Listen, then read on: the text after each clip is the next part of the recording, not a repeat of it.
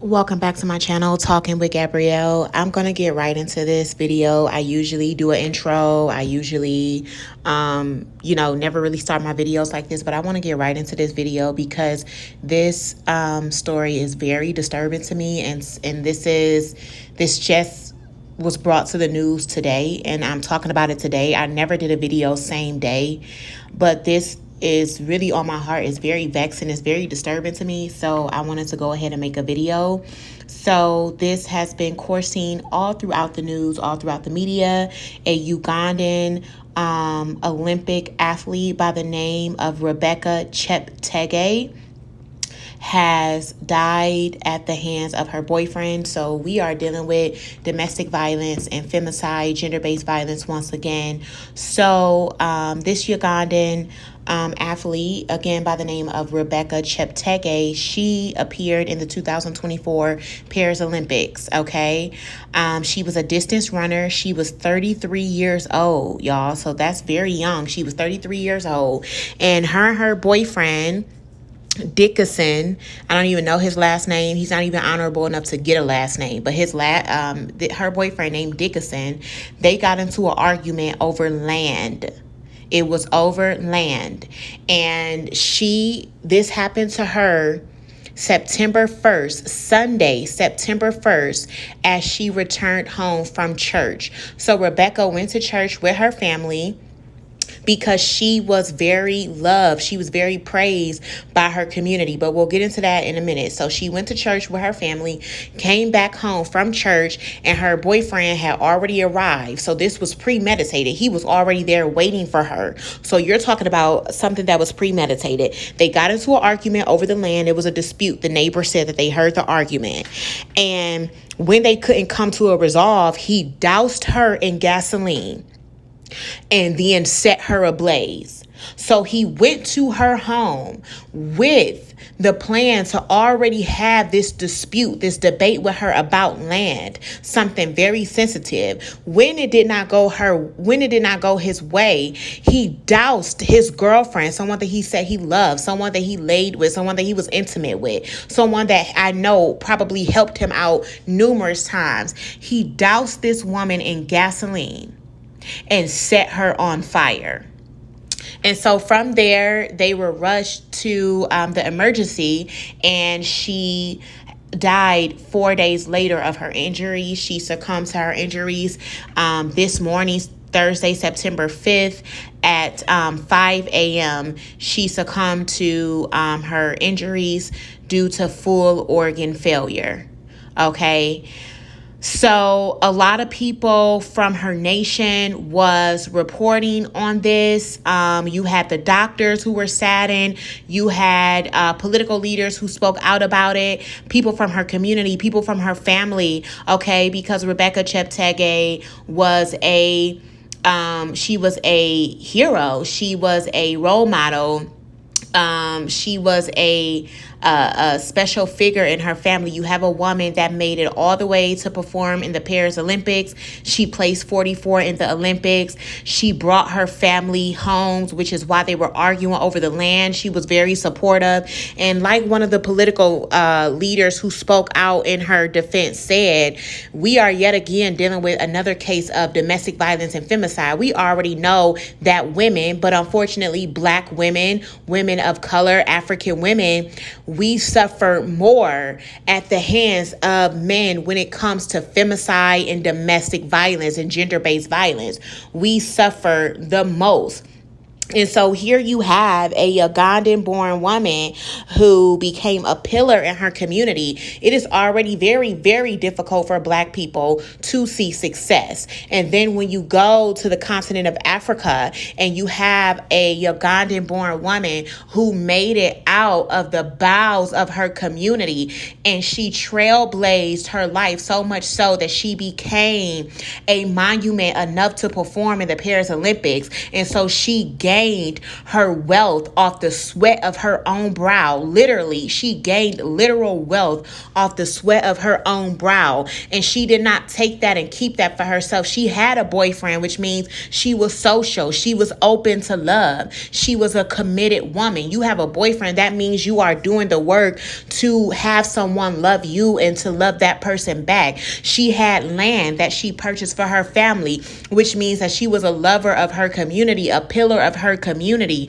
This happened to her on a Sunday when she came back home from church. I just cannot get over the level of atrocity that this is, and what Black women and African women are going through on a day-to-day basis at the hands of these jealous, insecure, low-life, low-level men who we try with all of our hearts to love and to grow with and to provide for. And all of that was taken from not just Rebecca, but her family as well. So she purchased that land for her family, and she included her boyfriend on that. And when it did not go right, he killed her. And so I wanted to make this video to talk about this because a lot of times, and this is also why a lot of Black women move the way that they move when it comes to dating, because it's one thing for women to experience jealousy at the hands of each other, but you are on dangerous grounds when you as a woman are sleeping with the enemy and in bed with the man that is jealous of you. We already know that Black men and African men are severely disenfranchised due to their matriculation in America. So a lot of times you have people who say, oh, Black women are very biased. Black women are their standards are too high. They need to settle. They need to date down. They need to love who loves them. And look at this situation. Every time a Black woman raises herself to power, the person that she is in a relationship with cannot handle that. And so this is why a lot of times as Black women, once they become extremely successful, it becomes very difficult for them to date up. It is already very hard to date someone of a higher status than you as a woman. And then when you are a Black woman, it is even harder. And so a lot of times Black women do end up settling, because a lot of times if you are a very successful Black woman, it's going to be very difficult for you to date up anyway. So 9 times out of 10, the person that you're in a relationship with, that you marry, that you call your boyfriend, they're probably going to be less successful than you anyway. You're going to be settling 9 times out of 10. And so for Rebecca, it wasn't enough for her to be an Olympic athlete. She did everything in her power. This woman brought her family land. This woman brought her boyfriend into her success, into her riches, and that was still not enough for him. He still had to take her life. So it doesn't really matter what a woman does, what a Black woman does, when that man has made it up in his mind that he cannot emotionally and mentally handle being with a woman that is more successful than him, he harms her. And a lot of times, because Black women and African women understand the atrocities that our men in our communities have faced due to the nature of America, a lot of Black women, it is on our hearts to be there and to provide for our families. A lot of Black women, when they fall in love, they don't care if they are the breadwinner. They don't care if they are the ones providing. Black women love to share what they have with men that they love. They be so ready. It's so many stories about Black women who became boutique owners and hair salon owners and entrepreneurs of all sorts and all kinds. And they come into wealth, but their lives is taken by the man that they love, by the man that they're land with. And so a lot of times, a lot of Black women cannot wait to share their wealth with people that they love. They go so hard so that they can provide for their men, because they know sometimes how difficult it is for Black men to obtain certain things in life. And all the while, that Black woman is striving for everybody but herself. As a Black woman, that as a Black college educated woman, I can career bound woman, I can tell you how our mindsets is. And our mindsets, we love to love on the people that we love in every way that we possibly can. But when you are in a relationship with a person that cannot handle the fact that you are more successful than them, they will do everything up and including to taking your life. And this has happened time and time and time again. And it is so difficult because it is becoming more and more outrageous. The reports, everyone is looking like it is becoming more outrageous. And the political leader that spoke on behalf of Cheptegei, she stated that one of the things, because the reporter asked her, well, what can the community do to protect these women? And she said it is the responsibility of the men to protect the women. But what happens when the people who are responsible for supposedly protecting the women are the ones that are putting them in danger and ending their lives? Who do you turn to when the protectors have become your aggressors? Who do you turn to? So now her entire family has lost a pillar. This entire Ugandan family and community has lost a pillar. Do you know how difficult it is for a Ugandan-born woman to make it to the Olympics? That is very difficult. So now they have lost a complete pillar to domestic violence and femicide. So I just think that this was a very crazy story, and I had to report on it, okay? And so she went to the hospital and she has succumbed to her injuries 5 days later. Here we are, Thursday, September 5th, so 4 days later. All right, and so again, this is just a reminder for all of you that it really doesn't matter what a person is telling you to do as a Black woman, as a woman of color that has made it to success, that has accomplished the things that you needed to in life.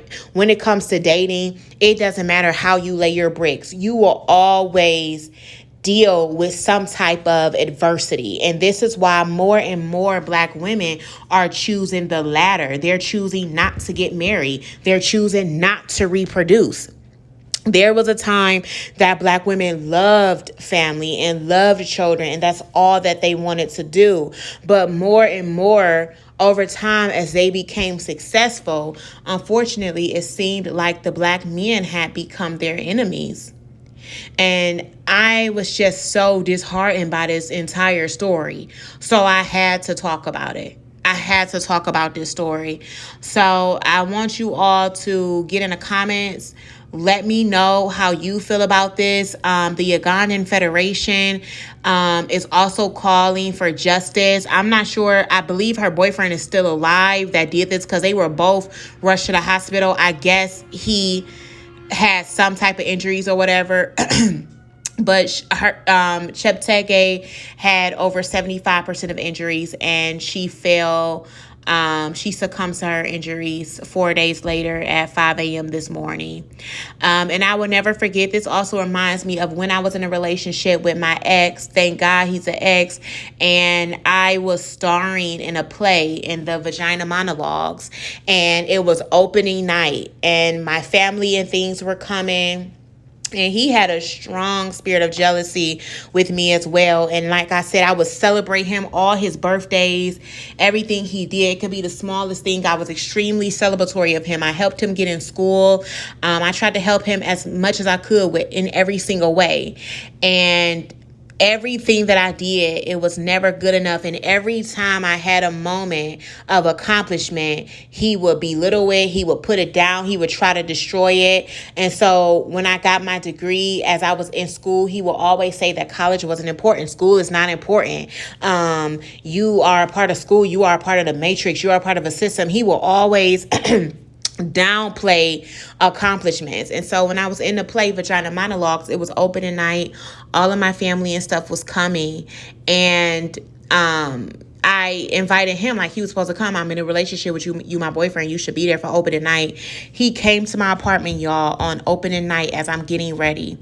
Picked the biggest argument with me and kept going, kept tearing me down to the point where I literally just started bawling. And I asked him, I said, why are you doing this to me? This is like my opening night. And as I said that, he literally had a smirk on his face standing against that wall. I would never forget that scene. When you experience certain things in life, it's certain things that are etched in your mind that you will never forget, that helps you understand certain situations. And so my heart goes out to successful Black women like Rebecca Cheptegei, because a lot of times this is what happens. This is the demise. This is their demise. This is so many successful Black women demise, and this is why they are choosing to leave in so many ways, because there is no level of protection. There is no level of grace. Once you become a successful Black woman, it's like you become a enemy. You're to the community. It's like the community becomes it's like Black men becomes your enemy. And it is very difficult to listen to this story. It's very difficult to read about this story, and I just had to get this off my chest. So thank you for listening. I want y'all to get into these comments. Let me know y'all thoughts. Let me know how y'all feel. Let me know if this is y'all first time hearing about the story, but probably not, because the story has made national news. So really get in the comments. Let's have a conversation. I'm eager to hear y'all thoughts, and hopefully we can try to find some type of way to heal as a community as a whole. I am really just praying for the hearts and for the souls and for the protection of Black women worldwide, because this is a really scary thing. So get in the comments and let me know y'all thoughts. All right, peace.